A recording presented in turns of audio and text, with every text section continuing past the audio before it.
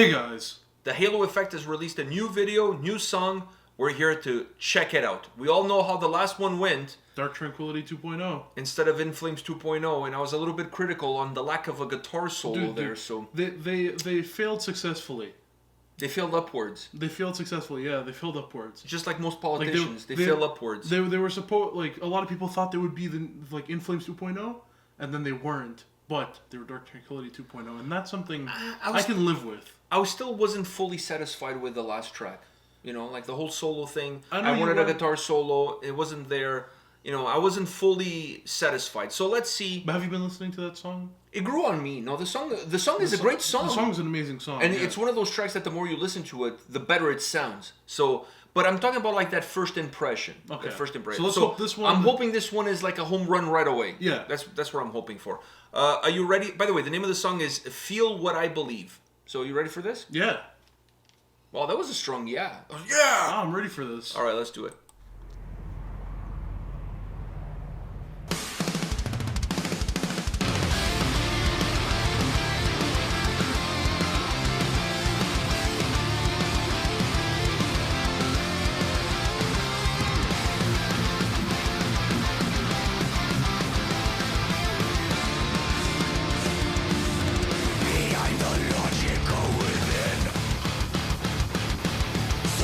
From the lies I cross your sin.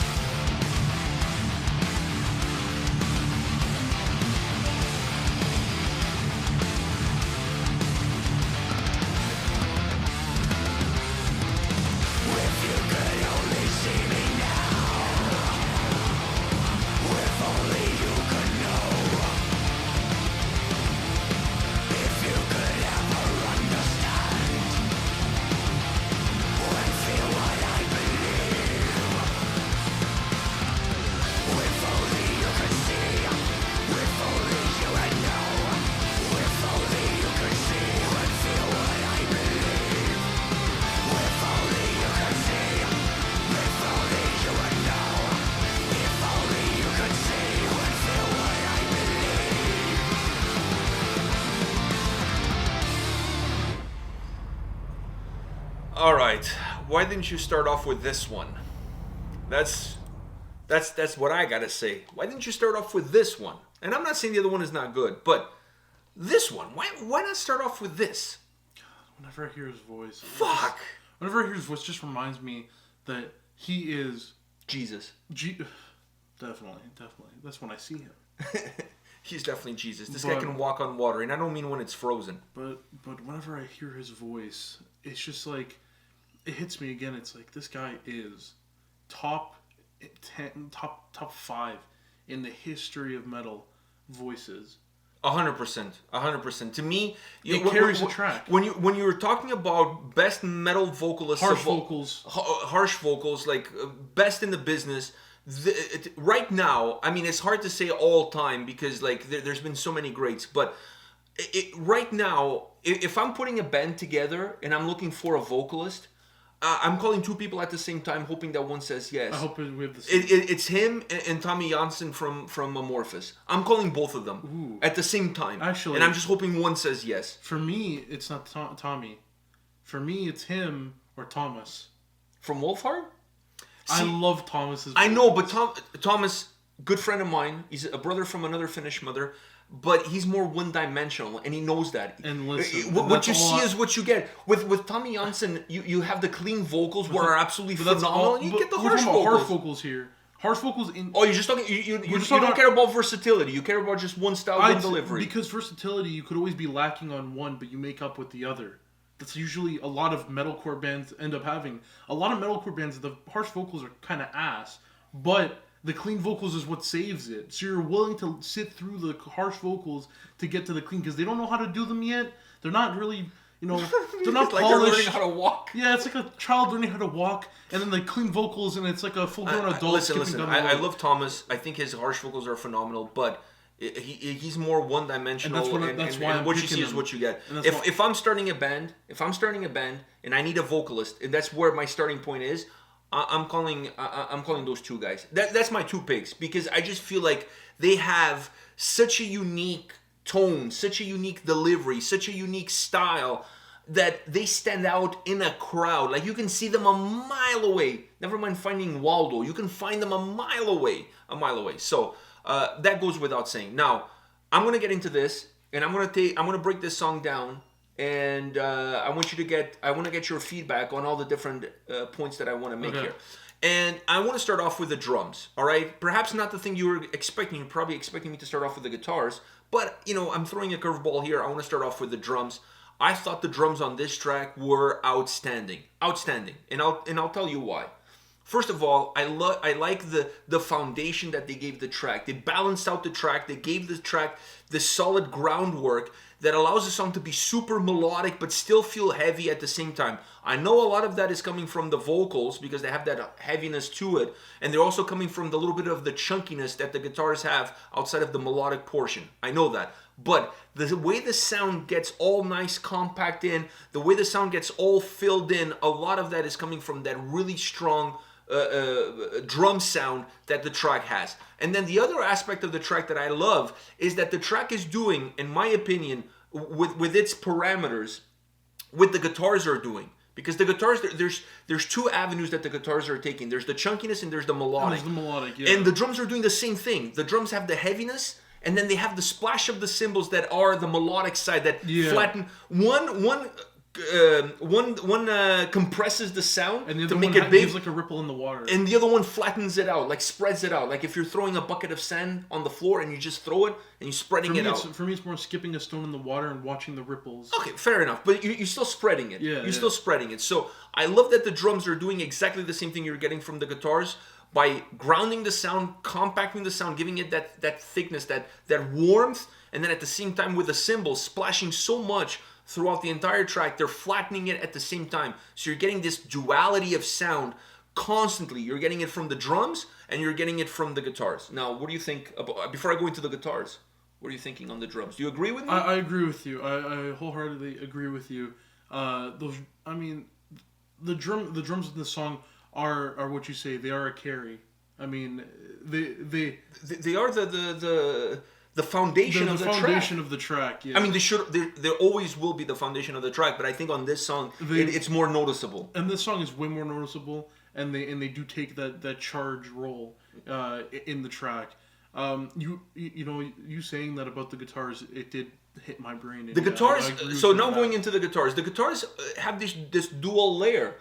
Yeah, on one hand, they're super chunky, which the rhythm guitar and the lead guitar. Yeah, so they're super chunky. They're adding that heaviness, that underlying tone of heaviness that the drums have. It's compounded with the guitars, and then when you have Mikael's voice, the harsh vocals on top, it gives the song a sense of heaviness without being like, it's not a super heavy song, but it gives it substance. It gives it substance, but then you add that guitar then you get the ripping melody that just weaves like this. Yeah, weaves like this through the song. That's perfect. It weaves through the harsh vocals and everything. Because it comes in on one end, comes out of the other. It makes the harsh vocals lightened. It actually lightens up the harsh vocals. It lightens the whole track. And then the harsh vocals in those in the portions, like in the chorus, you can hear more of the screaming and pulling away from the mic type harsh vocals, which are like a melody of harsh vocals, I guess you could say. Kind of like how the cymbals or technique. How like you could say how the cymbals are the melody of the drum in this song. I'd say more of those screaming vocals are more of a maneuvering type vocals that you're able to actually weave in with the guitar, the melody. More of the harsh vocals are just for the drums and that rhythm guitar. I just thought the guitar sound was phenomenal because you have the ability to create this chunkiness of sound, like I said, that gives the impression that the song is heavy without necessarily being brutal or without being super heavy.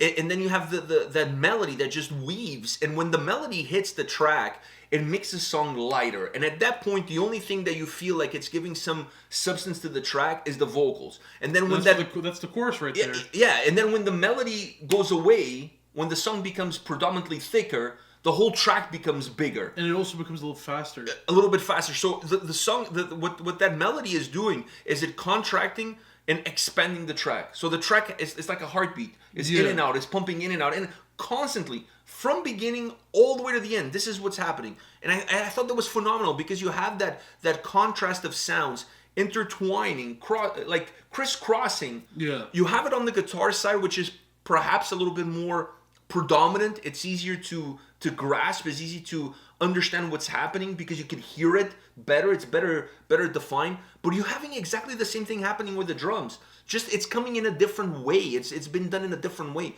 But the balance between the two is exactly the same. And they're paired up with one another. So you're getting them intertwining. The guitars are intertwining with the drums. And everything is what's creating this movement of sound.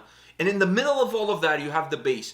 I noticed the bass a lot more on this track than I noticed in the previous single.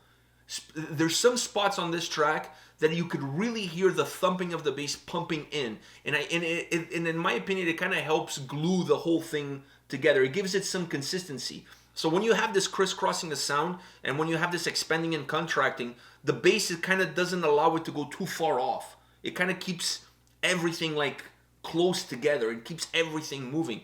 I noticed the bass a lot more on this track, so I really enjoyed it because I'm a big fan of bass on metal tracks. Bass on metal tracks is very nice. I really like it, and when you hear that thumping sound, those fingers, when you hear it, even though it might be like sporadic, a little bit more here and a little bit more there, you feel it, and it just gives air to your lungs at that specific time. It's just like, oh, such a nice little tone there. Boom, done. That's all you really need. Okay, and I just want to. You want to finish off on what? I want to finish off on this song compared to the last. If I'm gonna not compare them, right? I'm not comparing them because they're two different songs. Two different. And the reason why they're two different, I feel like the last song was more. I know we make the Dark Tranquility 2.0. The last song was very Dark Tranquility. That last song was very, very Dark Tranquility. Like that could have been a Dark Tranquility on the previous album. Yeah, Momentum. Because actually it did sound like some of the songs on that album. So you could have easily put it into that album. I wouldn't have known. This song has a little bit more of a nice split of both, of Dark Tranquility and In Flames. I think it actually has a little bit more of the In Flames. The Dark Tranquility, you're just getting that from the heavy guitars, which already In Flames has, and the vocals. I agree with you. This song has a little bit more In Flames vibe has to it. A little bit more of an In Flames vibe. Musically, it has a little bit more. The vocals, Dark Tranquility all the way. Because it's the fucking vocalist. It's hard for you to separate those two. But it's also, his vocals are not just vocals. They also bring... He has the melody in his voice. The melody in his voice also you've been listening to this guy singing in Dark Tranquillity for so long. It's hard for you to detach him from that band. I can listen to him sing me fucking lullabies. I could hear him. He could do the PA announcements at Walmart. I would be there all day. I would get a job as a greeter if he was doing the PA announcements at Walmart. You said that. I agree 100% with you on that. And I just want to add one more thing before we go. Because in the last video I was critical that there was not a guitar solo. There was a harmony instead of a solo. And I wanted a solo. Because I felt that song, the way it was constructed, the way it led me to that point, that harmony felt a little bit limpy. Yeah. It needed something a little bit more bombastic because of the way the song is constructed. I always say that you don't need to have a solo in every single track. Not every single song needs a solo. The solo needs to be there if it's going to add value to the way the song is put together and if it fits in the larger picture of what the track is all about. Coitus Interruptus. It felt to me like it was going somewhere and then it kind of didn't go. Yeah. So I wouldn't even mind if it was a harmony, but a little bit longer than just a couple of licks. Like I just wanted something. I felt like it needed something more substantial. And this song, there's no solo, and you're not going to hear me harp about it because the song doesn't really need it. It doesn't need it. So you don't have to put it there just for the sake of putting it there. That's why I never asked, though. I thought we were going to end it because I did not... but I just want to say that because I was very critical of the previous track. I understand what you want. I never brought it up because I'm like, if he says there had to be a solo, he's crazy. No, it doesn't need it. Doesn't really need it. It doesn't need it. And I'm not one of those guys that feels like every song needs to have a solo. No. And if it doesn't need it, if the song did have a solo... to be honest with you, the energy that the song... Where are you going to throw a solo in? Exactly. Where are you going to do it? But actually, there was like a part where... There's a part where you could put... There was a part I thought the solo was going to happen, but then the chorus came back around. Yeah. But I was actually happy because I liked the chorus in the song. Yeah, and the energy that the track had... You want the track to be as direct movement, have as much direct movement as possible. Yeah. So for a song that's constructed this way, that has this sound, this approach, it's perfect the way it is. You're not going to hear me harp about anything about this track whatsoever. The only thing I have to say is that this to me should have been the first single. Because this to me is the song that when I listen to it, I'm pre-ordering the album immediately. Because it's an absolute home run from vocals to sound, guitars, drums, how everything works. Right. Everything was exactly like the way I like, perfect. I couldn't have asked for anything better on this track. And the other one, there was so many high expectations going into that song that it was easier to get disappointed, if I would say. So maybe that also plays a role into this one, is knowing already. We heard one, we kind of know where the band is going, so the expectations are a little bit different coming into this song. But this is a song that doesn't matter what expectations you have coming in, it delivers. It delivers. My humble opinion. Fuck, I feel like I've been talking for 10 minutes. Yeah, we probably have. Maybe more. All right. So, are you good? I'm good. All right, I'm good too. Thank you for watching this video. This was absolutely phenomenal. By the way, this was the Patreon poll winner of the week. I forgot to mention that. So thank you to everybody. By the way, it won with 75% of the votes. Oof. Fuck, it killed it. It killed it. It slayed, just like Jack the Ripper in his prime. All right, we'll see you guys at the next video. Take care. See ya.